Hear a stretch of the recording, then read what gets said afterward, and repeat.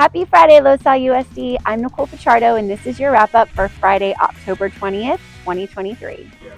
We'll start this week's episode with a little flashback to last Friday night's annual St. Jude Football Game.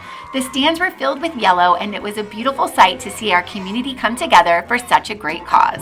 Notable moments from the night featured our middle school bands uniting with the LAHS marching band, both on the field and in the stands.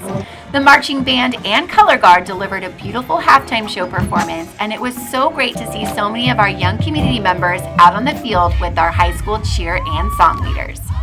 Speaking of bringing our community together, the district joined others from across the nation wearing bright orange shirts on Wednesday to take a stand against bullying during National Unity Day.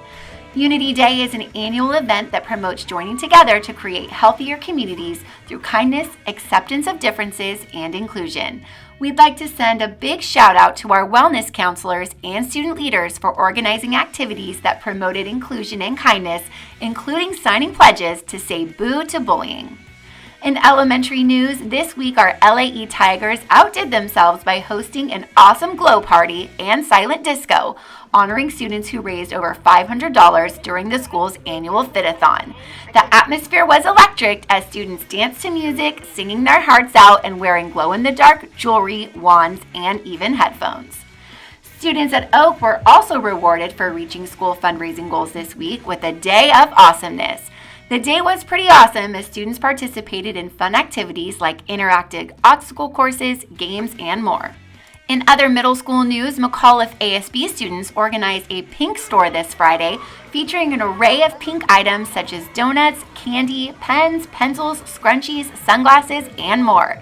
The initiative was designed to promote awareness for breast cancer research, with all proceeds donated to the Breast Cancer Research Foundation.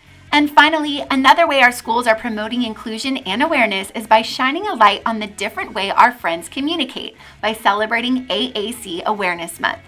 AAC stands for Augmentative and Alternative Communication, and essentially means helping someone communicate using any form of communication other than speech. To help highlight the many ways our students communicate, our speech and language pathologists, along with LAE Principal Jenny Padilla and LAE Assistant Principal Nadia Williams, have been reading books in classrooms about AAC devices to help all students understand how our friends communicate differently. Well, that's the wrap up for this week. Thanks for watching and have a wonderful weekend. And that's the wrap up.